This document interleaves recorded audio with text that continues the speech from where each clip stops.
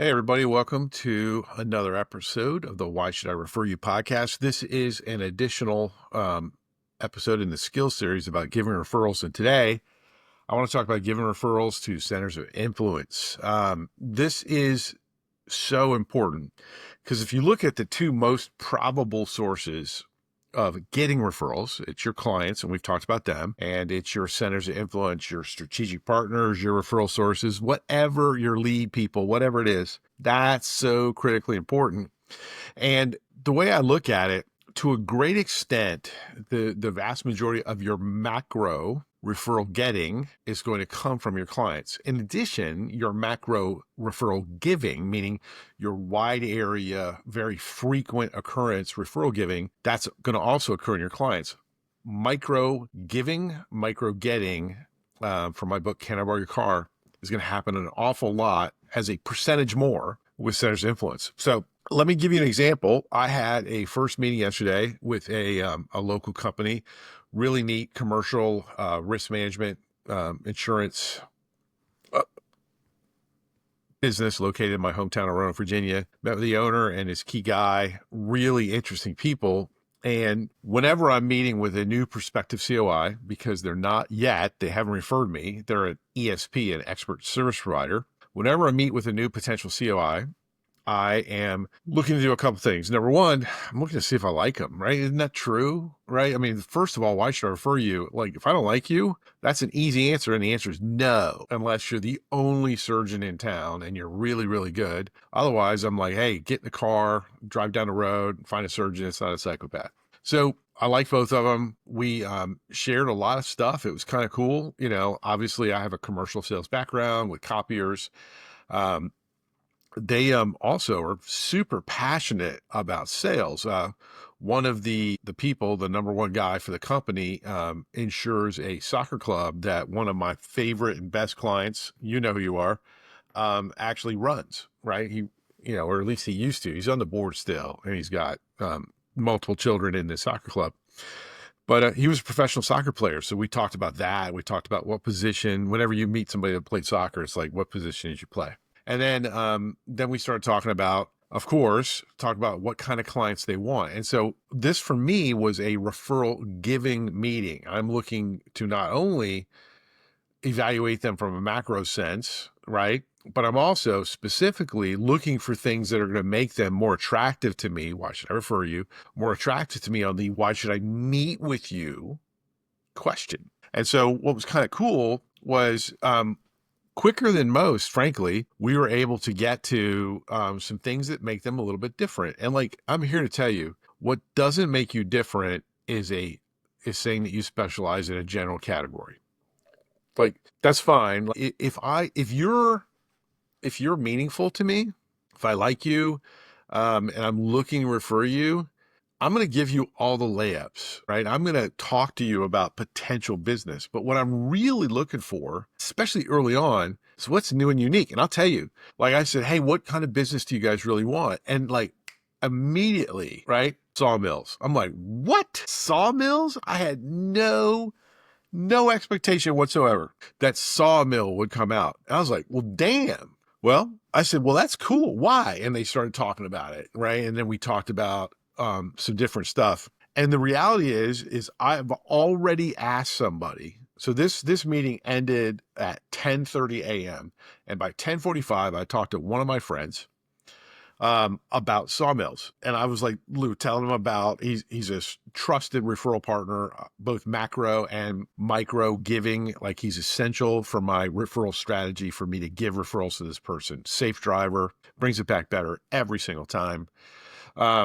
And I said, hey, excuse me, by chance, just because it's kind of cool, they said that like a perfect referral, a great referral for them is a sawmill. Do you know anybody that owns a sawmill? And he's like, well, as a matter of fact, like when I was up in New England, like I knew some people. He goes, I'd have to dig back into he's also a gentleman of a certain age, like I am, like past 50, but we're still fighting strong, right? He's like, I'd have to go back into my Rolodex This is a card system for people that haven't seen one. Before we kept everything on phones and lost our ability to think. But he said, I have to go back in a Rolodex. I said, well, think about it. If it's of interest to you, now this is a giving thing. So I'm trying, at this point, we have transitioned out of me dropping little pieces of bread on the water and seeing if any sunfish bite to now, hey, first conversation in, I've got a potential referral and I've got to do some research. And I said, well, this is a newer relationship for me, but like, if you were think about it, and you don't have to let me know now, because I will follow up. But think about it. If it would be of any benefit or interest to you to go and see if you could warm that up or not. So here's the beauty. This gentleman and I are members of a community, and I'm going to go ahead and tell this exact story, as and letting them know it's going to be a podcast episode. But I'm going to tell this exact story, and I'm just going to throw it out to this community and say, hey, look, I found a really neat risk manager, commercial lines insurance agency that actually plays and drives the car the way they want. And they're specialists. They love working with sawmills. If any of you have got relationships with sawmills, give me a call. Now, why am I getting in between? Well, number one, remember, giving referrals is how we 3 to 4x the amount of referral conversations we're in. If I just put their name and number on that community board, excuse me, I'm out. Like, now my ability to not only mitigate risk for my commercial guy here, my soccer, bro, I also have no idea who's calling them. Excuse me. And maybe I don't get credit. No good. Remember, we are giving on purpose because it's the right thing to do for our clients. It's the right thing to do for our referral partners, but also because it's the right thing for us. The system, the referral system, if you don't want to beg all the time, the referral system is designed to increase the amount of referral conversations you're in. And how we give referrals, the actual structure and the communication sequence by which we research, initiate, discover, introduce, follow up, that process is all marketing.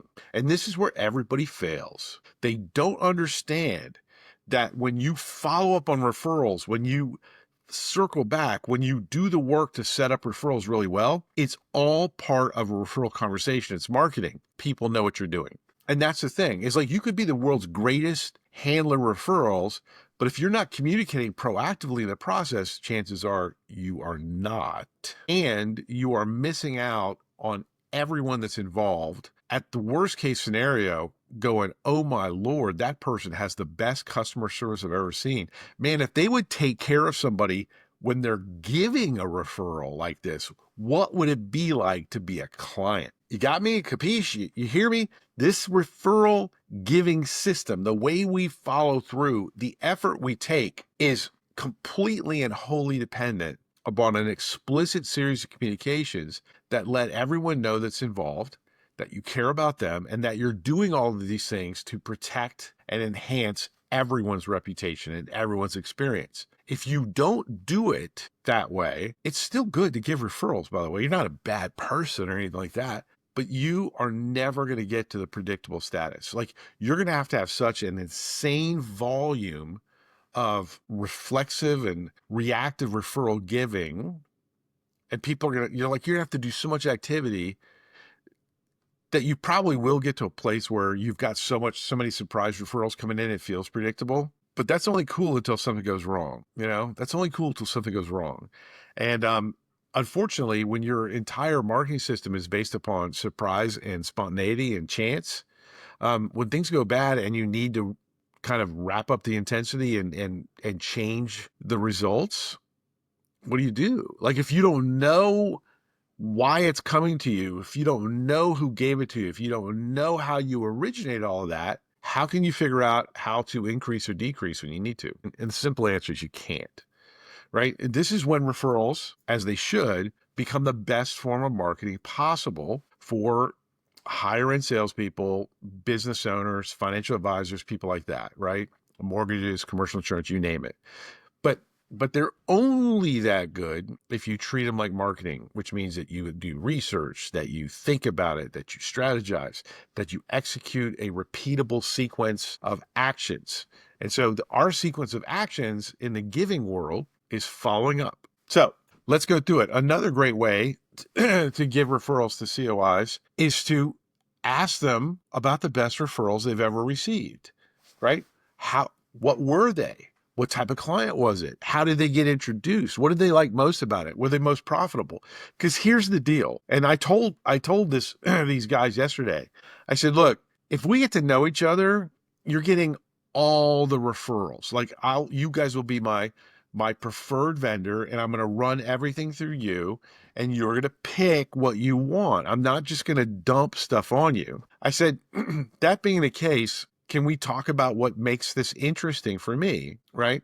And they're like, well, yeah. I said, what makes it interesting for me is referring you stuff on purpose, looking for opportunities for you that you really want. And that's how we got to the sawmill thing. It's so critical. Sometimes, in fact, I would argue a majority of the time, when you're interacting with and you are looking to give referrals within the Can I Borrow Your Car system, you're going to have to push sometimes, because a lot of people are so unused to this type of giving process. They're used to the referral beggars and the referral takers and the referral predators, that they don't want to appear like that. And so even though you're coming to them in good faith, wanting to give on purpose, proactively, that micro strategy, getting them exactly what they want, initially they're not going to understand that. They're not going to have a frame of reference or a context that makes them feel safe and makes them engage. And you're going to need to push a little bit. And it's just pretty simple. It's like,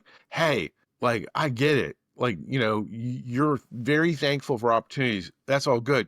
But can we get down to brass tacks? Can we be real? Like, if I just give you average business, we're going to have an average relationship. And that's not what I'm looking for. If that's what you're looking for, by the way, which is fine, that's cool, right? But what I'm asking you is, what do you really want? What really brings a smile to your face and, zeros to your bank account? What kind of referrals and introductions can I give you and your team that kind of change the game? Because I am giving so that our relationship will be profoundly better. And that creates all kinds of opportunities for both of us down the road. This is not an altruistic activity. This is an activity that is about explicit conversations to identify people that like referring, that want to refer, that can refer, that will refer, and that will drive the car, right? Can I borrow a car? That will drive the car safely. Not everyone wants to or has to embrace this type of system. And you can have lots of average referral people. That's great. I put them in the surprise referral category, right? I get to know them. We maybe initially we're just not there. Maybe it doesn't hit. Like, I don't fire them or tell them they're awful for not wanting to enter into a deeper relationship. Who knows what's going on? I mean, like this fall, I was a mess. My son was getting brain shunt replacements and it was brutal, right? I just wasn't really super effective.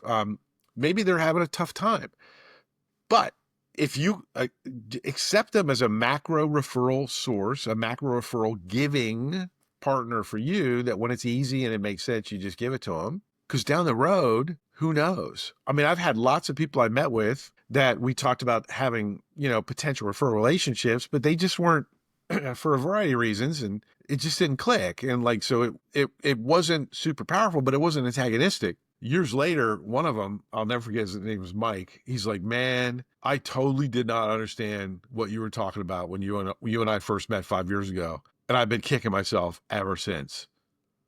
Can we try again? And I was like, absolutely, man. Like, I wasn't offended. Like, but please understand, I wasn't ghosting you. I invest the vast majority of my time doing micro strategies, giving to people that tell me exactly what they want, so that I know that my effort is going to be noticed. So let's sum it up, right? The real deal is getting specific. Like, I always think of Hazel Walker from Indianapolis. Specific's terrific, right? But the real secret to giving referrals to COIs is finding out exactly what they want, exactly what they specialize in, because then it's an easy conversation. Like, I It's a day later. I've already thought of 3 or 4 people I'm going to talk to today about sawmills. I'm going to find them an introduction. Why?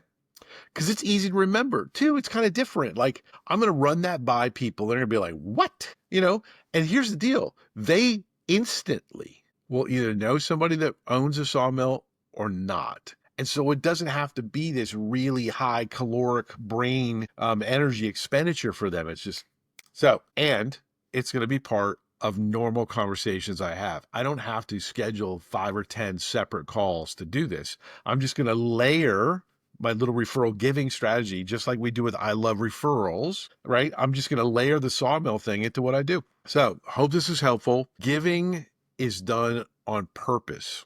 On purpose. The macro stuff, look at how we do it with clients, which is just generic fact finders and stuff like that. You need both. You need wide angle, big time, small, easy stuff. And then you need the specific things, right? For example, like this commercial insurance companies know a crap ton of business owners and they have serious influence with them. Like if you work with business owners, you should really be working on referring on purpose in a system at scale and volume to a commercial business, insurance agency or more. Hope this is great. Remember, the why should I refer you? That's the question you should ask yourself first and work your way through it. Hope you're having a great day. Tell somebody about this podcast if you would. Share it because after all, I love referrals and so do you.